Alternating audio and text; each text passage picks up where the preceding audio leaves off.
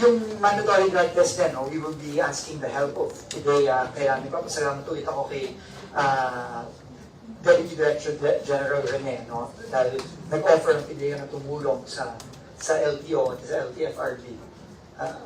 Kasi kailangan natin gawin ito.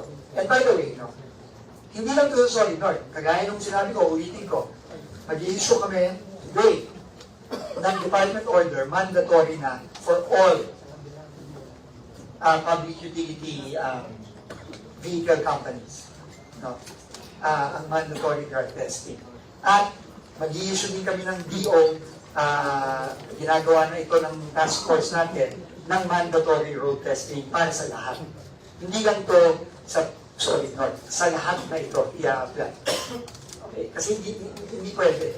No, ang dami na eh, ang dami ng mga, sa roadworthiness pa lang, ang dami ng mga, alam natin hindi roadworthy dyan, pero nakakabiyahe na rin.